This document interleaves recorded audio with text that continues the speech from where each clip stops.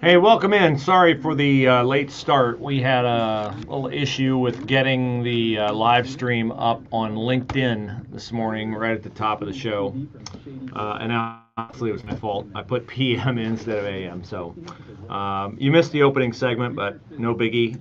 We'll recap and dig into it a little bit more. Glad to have you along. And stand by. We're in commercial right now, but we'll be right back out.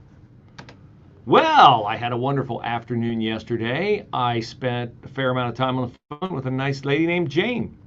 And Jane signed up to become a PatriotSwitch.com member. Now, Jane was all in. She understood about the toxins in our food and how big companies have ruined our food supply. And they also extend the shelf life of products by putting things into products that you put in your body and on your body, mouthwash, toothpaste, body lotion, makeup, to extend the shelf life, but shorten your life. So Jane is now a member. She has signed up for the private shopping club. She took advantage of the short-term $1 annual membership yesterday, and I would love to have you do it too. She's going to start telling her friends about it. She has a few she can't wait to tell. And once you start having these products shipped to your house, no longer having to go to the store, wait in line, having your credit card maybe exposed to identity theft or losing your purse or wallet in the store, oh, you're going to love it. So check it out, patriotswitch.com/Bruce, patriotswitch.com/Bruce.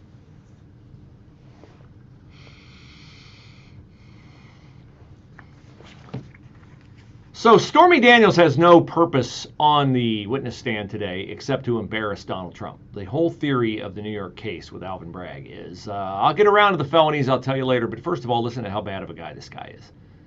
Like, that is the whole entire process. And it has a dual process, a dual purpose, rather. The first purpose is maybe we'll get the jury to think Donald Trump is such a bad guy that they won't pay any attention to the fact that we don't enumerate the crime, and they'll convict him of something. Then we can say he's a convicted felon, and Joe Biden can dodge debating Donald Trump because Donald Trump is a convicted felon.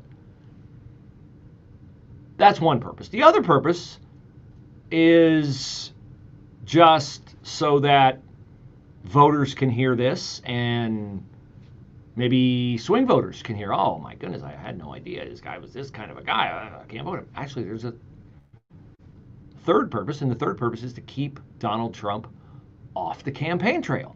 Because if Donald Trump is on the campaign trail, he's talking about Joe Biden. Now, he should be talking about Joe Biden when he shows up for court, but he was not talking about Joe Biden this morning. And again, I've said this and said this and said this, that Donald Trump, if he wants to be effective, make the best of a bad situation, then Donald Trump has to start talking about things that Donald Trump wants to talk about, not talk about things that the media wants to talk about when they are shouting questions at him when he comes to court in the morning. In other words, he needs to take a page out of the playbook of the best at this that I ever witnessed in my life, former Ohio State football coach Jim Tressel.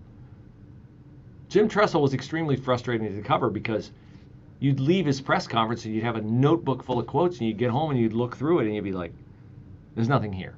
There's nothing here I can use. And I caught him one time on my way into his press conference, sitting in his car, meticulously writing out things in a notebook. What was he writing? Not plays, not strategies. Well, I mean, he was writing out his answers to his media. He was going over them. He was writing them out. And if you write something down, you have a better chance to remember it than you do if you just wing it off the top of your head. But Tressel was a genius at this. So Trump needs to take a lesson from Tressel and talk about what Trump wants to talk about. And what I wish he would stop talking about is how unfairly he's being treated in court, and talk about myriad things the Biden administration is doing that put Israel at risk, or are proven inept on college campuses, or raise prices at the grocery store, or keep people from buying homes, or any number of things. But instead, this is what we got from Trump when he came to court this morning.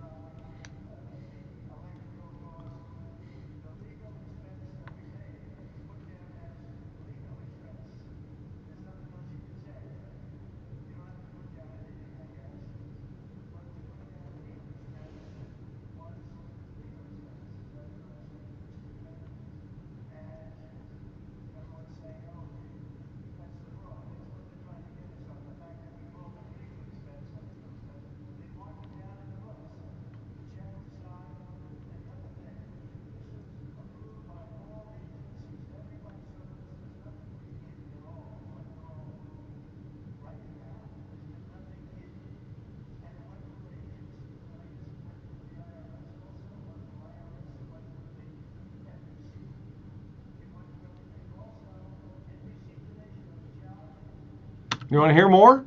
You want to hear about the NBC Today show? Do you want to hear more about that? No, of course. You're exhausted. I'm exhausted. And I want Trump to be found innocent. And you want Trump to be found innocent. And we're all exhausted because he's talking about himself instead of talking about things that could drive the attention onto where the attention must lie if Trump is to return to the White House, and that is Joe Biden and his failures in office. Now, Trump was fined $1,000 yesterday for again violating the gag order. No biggie, except that if the judge decides that, look, he's not taking these fines seriously because I keep fining him, and for a billionaire, $1,000 fine is not a big deal, then I might have to put him in jail. Well, you can't really put Donald Trump in jail because he's a former president. He's got Secret Service protection. But what you could do is confine Donald Trump to house arrest. Now, that would be terrible for Trump because then he would not be able to have the one weekday that he has to campaign around the country, because if he's under house arrest, he'd be under house arrest on a Wednesday when court is adjourned, not just under house arrest on Monday and Tuesday and Thursday and Friday when court is in session. Here's Andy McCarthy, Fox News, talking about how a Trump under house arrest could work and how it could limit the 45th president of the United States in his attempts to be the 47th president of the United States.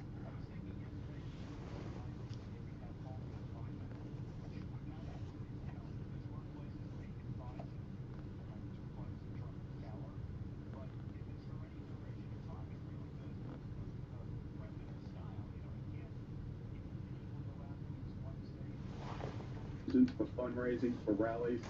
If he kept it in effect over a weekend or two, he'd be hampered in that way. So he could, conceivably hurt him. But the downside for Democrats on that is it would be so obviously intended to harm his ability to campaign that it would look even more political than this case already looks. I'm not sure they care about that. I mean, it would look bad, but I'm really not sure Democrats care about that. I mean, this case is a joke. When you don't announce what the crime is, and when you have to take a misdemeanor, which if this bookkeeping error actually did occur, it was a misdemeanor when it occurred, and the statute of limitations is long since expired on it. You have to show that it was done for some purpose that they still have not charged Trump with in order to convert it into a felony, and they've overcharged him with 34 felonies. So it is a joke, and the Democrats don't care, or we wouldn't be at this point.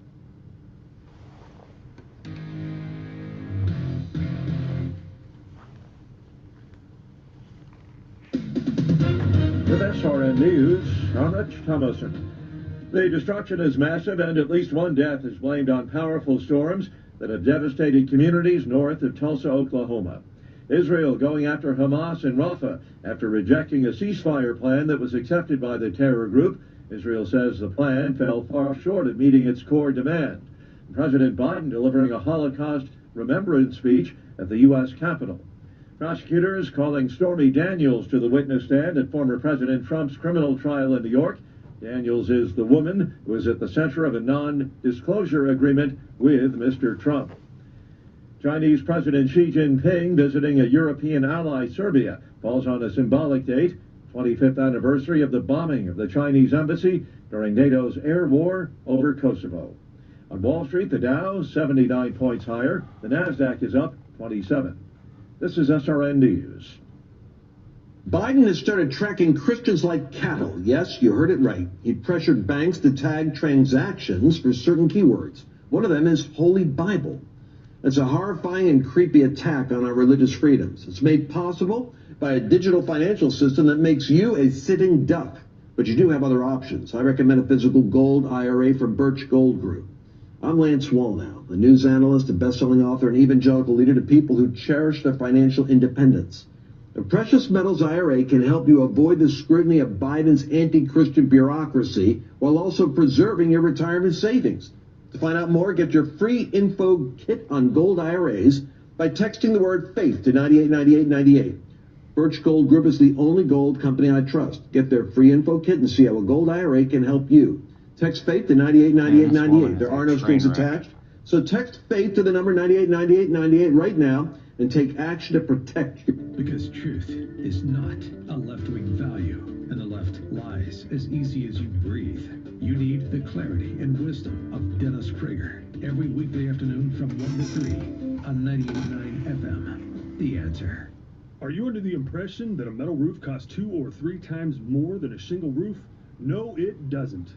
Hi folks, I'm Dan Tolan, owner of The Metal Roof Company. As your foremost metal roofing authority in Central Ohio, I can promise you it's the most inexpensive roof you'll ever buy because it's the last roof you'll ever buy. With lifetime warranties and a variety of financing options, give us a call at 721-ROOF, 721-ROOF, or reach out to us on the web at themetalroofcompany.com. There are thousands of colleges that offer a quality education, but at Ohio Christian University, we also care about your financial future. Our Payback Promise is a loan repayment assistance program at no cost to you and is the safety net you need to take the next step confidently. Don't let your financial concerns about pursuing your dream to attend college hold you back. Visit ohiochristian.edu/payback to learn more. That's ohiochristian.edu/payback. Hey guys, don't be that dad without life insurance. But thanks to Ethos, you can be that great dad with life insurance to help keep his family living exactly like they do now, secure and protected in the event of the unexpected. With a fast and easy online experience, some policies as low as $1 a day and up to $2 million in coverage with no medical exam. Just a few health questions. Ethos makes getting life insurance protection hassle-free. E for easy, E for ethos. At checkethos.com. That's checkethos.com. News, opinion, passion. Here, 98.9 FM, The Answer. Anywhere you go with The Answer's mobile app at 98.9theanswer.com. Also on your smart speakers, TuneIn, or iHeart. MyPillow.com products never been on sale for a better price than right now. $25 each. No, you heard me. Not $25 off, $25 each. It's important to know the difference, of course, because if the MyPillow was $25 off, then $25 off the price that I paid would make it $45. Now, would you want to spend $45 for a MyPillow? I mean, you'd be getting a great deal because I have a MyPillow that is about 7 or 8 years old, and it still holds its shape at night, still keeps my neck pain free in the morning. But why pay $45 if you could pay $25? So that is the deal right now. Not on just selected MyPillows, but on any pillow, any loft, queen, king, full, whatever size you want.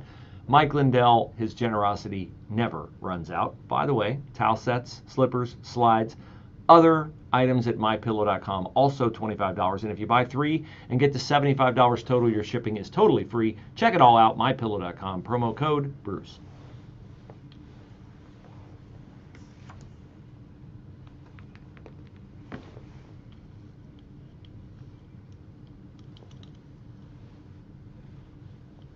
I don't know what the big secret is at Ohio State on the death of the person at graduation on Sunday.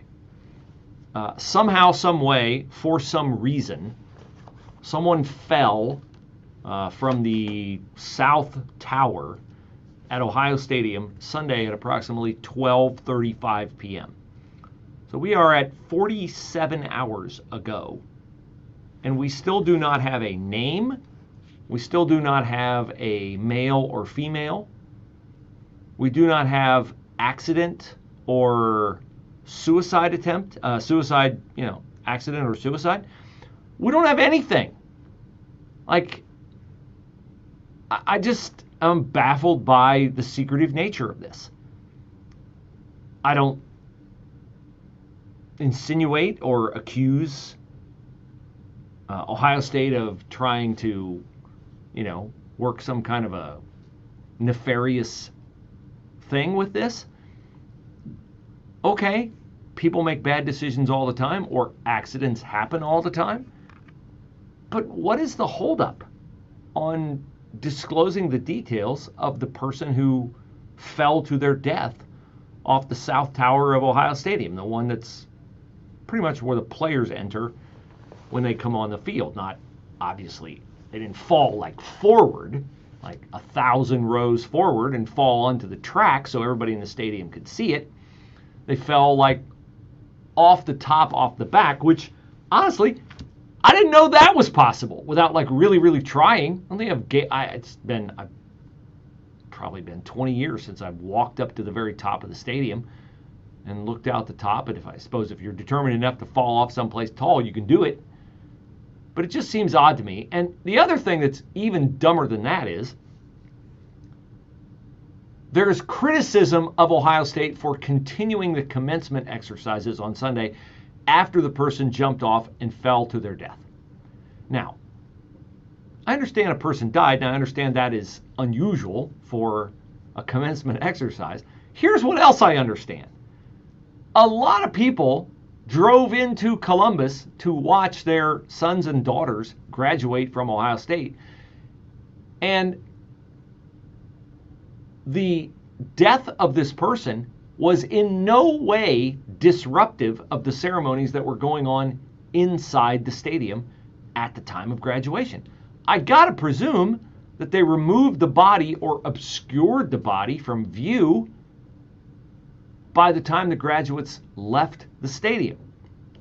Is it possible that some people saw the person fall? Yes. But any criticism you hear of Ohio State, and like, remember who you're listening to here, folks. Like, have I been shy to criticize Ohio State over the years? I don't think so. Like, when they do something well, I let you know they've done it well, and when they do something not well, I'm not shy about that. Because that's how journalism is supposed to work. But to suggest that, oh, somebody died and we're going to stop graduation, what kind of precedent would that have set around the country at this time? Now, you can say, well, for the good of the humanity, if some nutcase Hamas protester wants to off themselves and jump off the building to stall graduation at USC or UCLA, maybe it's a net gain for humanity, Bruce. We could have that conversation. But I just find it, here's the reason. My friend Jack Windsor, host of the Windsor Report, here on The Answer, 5 o'clock every day. Jack nailed it yesterday. He said this is not a real, genuine criticism of Ohio State. There is one purpose why people are criticizing Ohio State over this, and it's because they're looking for reasons to criticize Ted Carter, the president of Ohio State. Oh, they just went ahead. I made a joke yesterday. The show must go on. Yeah, it must go on. Because you got a lot of people who drove in here, and what are you going to do? Come back tomorrow. Graduation's been canceled. Some person fell off the back of the stadium and killed themselves. Come on back tomorrow. People have lives. People have plans. People have work to do. Not protesters. They have no work to do. Well, I mean, they're getting paid. Maybe they count that as work, but it's not real work. Work produces something. All they produce is hatred and angst, and dysfunction and anarchy. But this is an attempt to criticize Ted Carter's leadership of Ohio State. Now, we had, 40-ish people arrested at Ohio State, and then, we're going to show you. We're going to come back the next night. And they came back the next night, and then what happened the next night after they got arrested the first night? They dispersed voluntarily. 10 o'clock, sirens blew, cops standing outside, ready to come in. You know what? There's a movie on at 10. I really want to see it.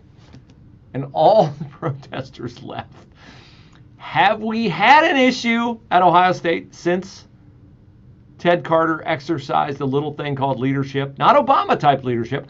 Not leadership from behind, which is not leadership at all. That's followship. You have to be out in front to lead. You can't do it from behind.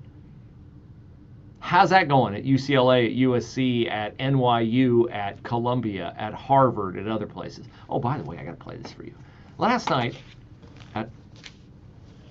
as the former Dr. Charles Emerson Winchester used to say on MASH all the time, have it yad.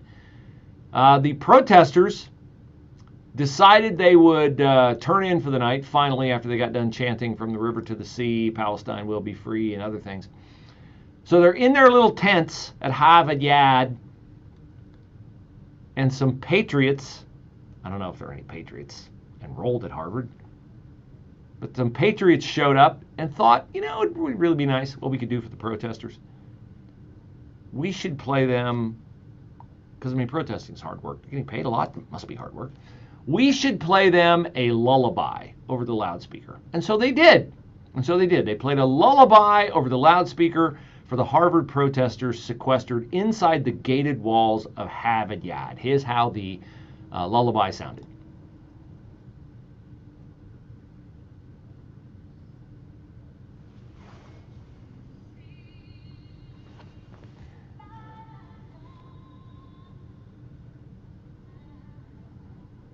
How about that? They just played the national anthem really loud over and over and over again. That's beautiful, man. That is beautiful. So, leave Ted Carter alone. We don't have this nonsense on the Ohio State campus because of the strong leadership of Ted Carter. And, I might add,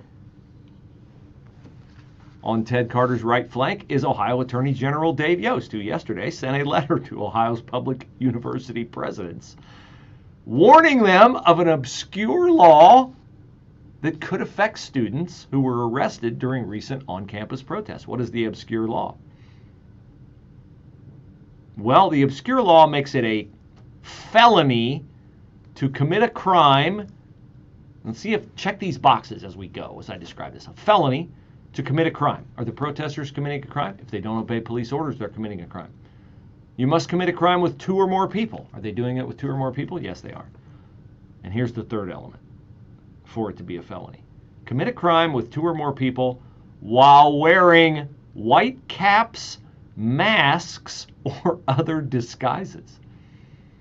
Even a misdemeanor such as trespass can become a felony if people do it while wearing white caps, masks, or other disguises. Now, why is this an obscure law? Because, of course, it was meant to prohibit KKK protests. But all the bad guys always wear masks, and the protesters are wearing masks. And Dave Yost said, you know, in our society, there are a few more significant career records than a felony charge. So I'm just giving you a heads up here, university presidents. You might want to let the kids know that if they protest, they could be charged with a felony if they don't obey the law. It's a 4th-degree felony. Nevertheless, it's punishable by 6 to 18 months in prison, up to $5,000 in fine, and up to 5 years of community control. Oh. Maybe From the River to the Sea doesn't quite have as much allure as it once did. If you think you might have something appear on your permanent record,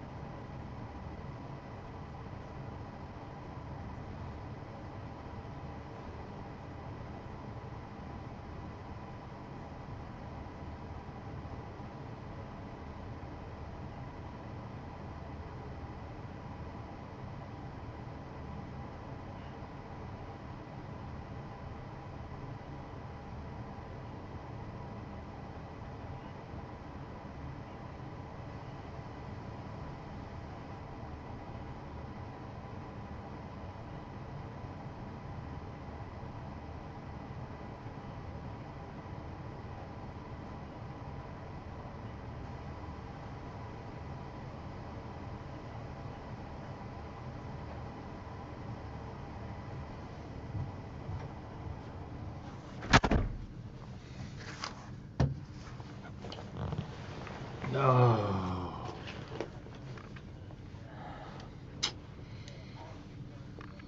Not the greatest chemo day today, folks, if you want to know. Having a little trouble finding something to eat that I enjoy and like and can retain, but we're hanging in.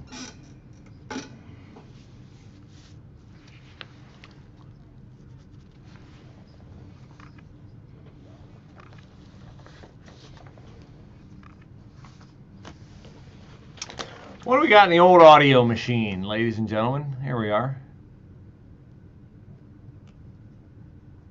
Where's Wolf Jesus?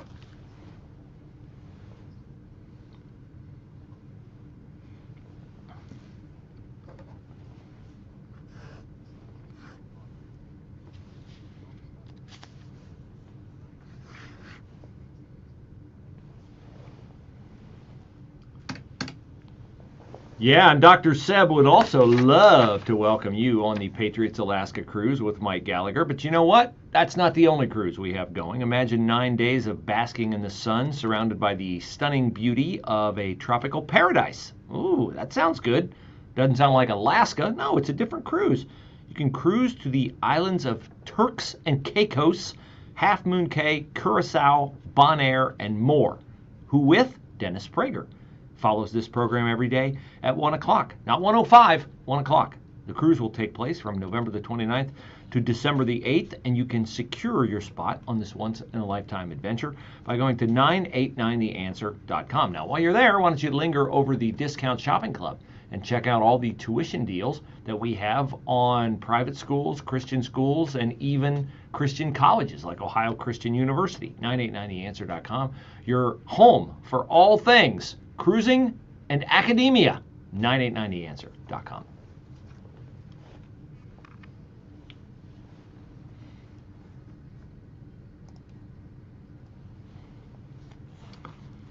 So the student protests are not going on at Ohio State because Ted Carter has shown great leadership, and Dave Yost, the Attorney General, put his teeth into that leadership with his heads up to Ohio University presidents in the state of Ohio.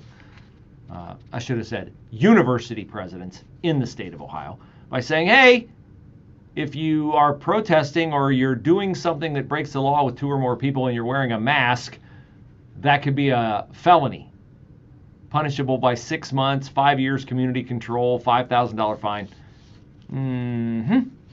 Now, of course, you have to have a prosecutor who will prosecute, and I'm not sure that Zach Klein and the city of Columbus will. They continue to hide behind what they're doing there. But Ted Carter is doing what a strong leader should do, and he has backup at the University of Florida from its president, Ben Sasse. Ben Sasse used to be a U.S. senator. Now, why would you give up a gig as a U.S. senator to become a university president? Well, we got some insight into that yesterday from Mr. Dirty Jobs himself, Mike Rowe. Mike Rowe is a great American. He has done a lot of things for a lot of people. He's entertained a lot of people, and there's value in that. But more so, Mike Rowe puts his money into things like trade schools and other pursuits that can help make people's lives better long term. But Mike Rowe's a friend of Ben Sasse, And in a long tweet yesterday, Mike Rowe talked about and affirmed his friend Ben Sasse, president of the University of Florida, for similarly, like Ted Carter at Ohio State, cutting off the student nonsense on campus. And the students have, shockingly, when not empowered with authority they don't have, they no longer try to exercise it, and order returns to campus, and you don't have to cancel graduation, and classes can go on, and life can go on. But Mike Rowe tweeted this yesterday. I'd like to read a little bit of it to you. Moments after Ben Sasse walked off the Senate floor, my business partner, this is Mike Rowe writing, asked him if things were busy at the Capitol. He quickly replied with a rueful smile, always busy but rarely effective. Mike Rowe says it's a phrase that stuck with me and probably a big part of why Ben left a career in politics to run the University of Florida. I've known from several conversations I've had with him that he's grown frustrated with the political machine and yearned to do something meaningful with his considerable talents. Now, when they started to get out of line at Florida, here's what Sasse had posted on campus buildings. To cherish the First Amendment rights of speech and assembly, we draw a hard line at unlawful action. Speech isn't violence. Silence isn't violence. Violence is violence. Just as we have an obligation to protect free speech, we have an obligation to keep our students safe. Throwing fists, storming buildings, vandalizing property, spitting on cops, and hijacking a university aren't speech.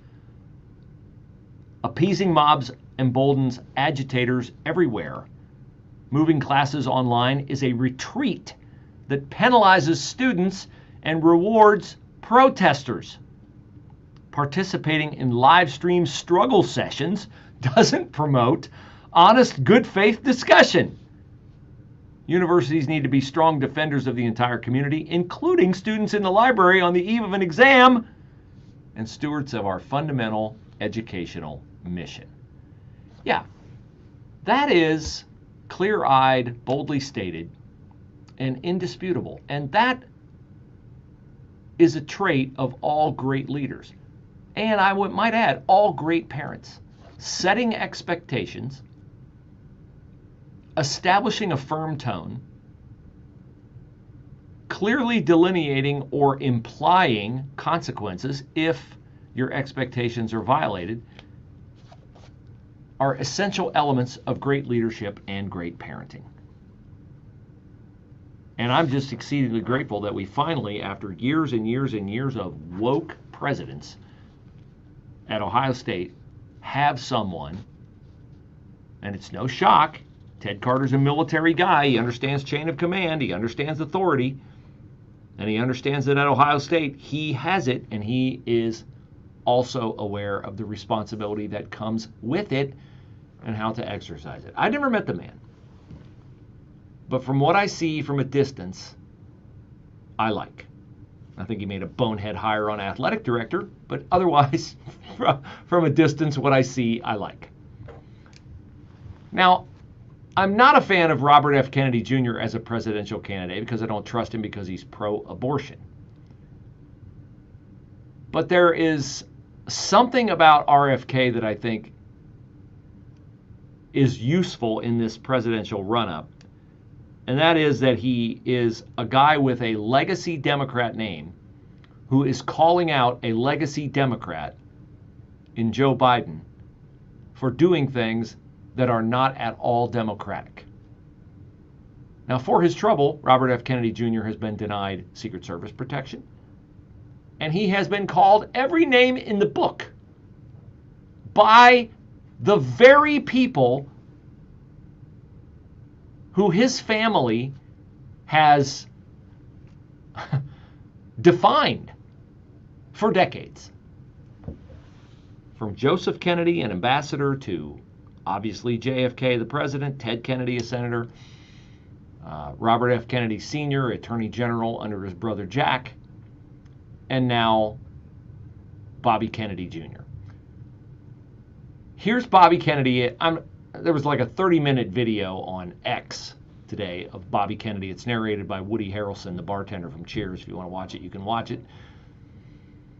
It's a campaign ad. Elon Musk said, "Gotta watch this." No, I don't have time, sorry.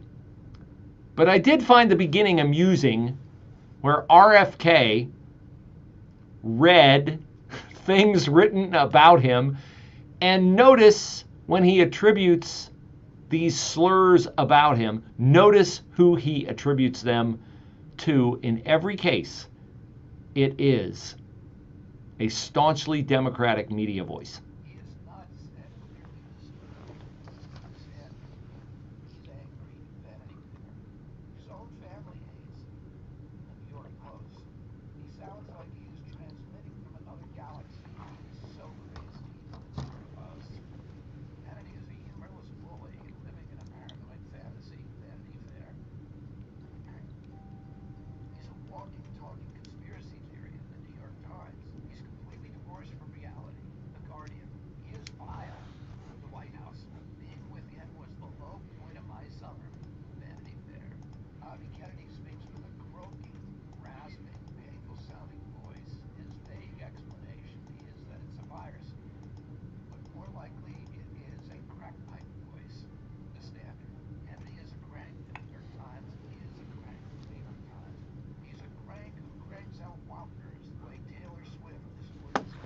Up songs. Let me.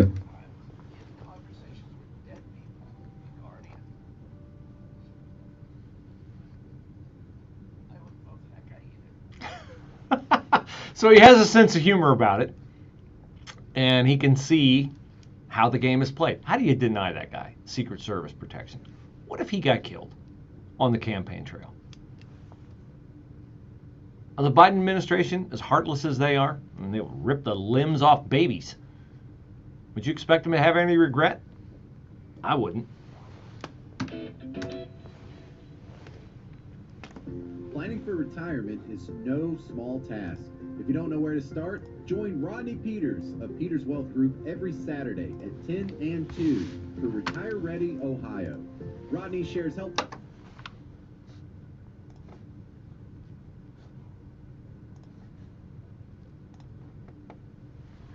This New York trial, here's Biden. United States Holocaust Memorial Museum. You're a true scholar and statesman and a dear friend. Speaker Johnson, Leader Jeffries, members of Congress, and especially the survivors of the Holocaust. My mother here, she looked at you and said, God love you all. God love you all. Abe Foxman and all other survivors who embody absolute courage and dignity and grace are here as well.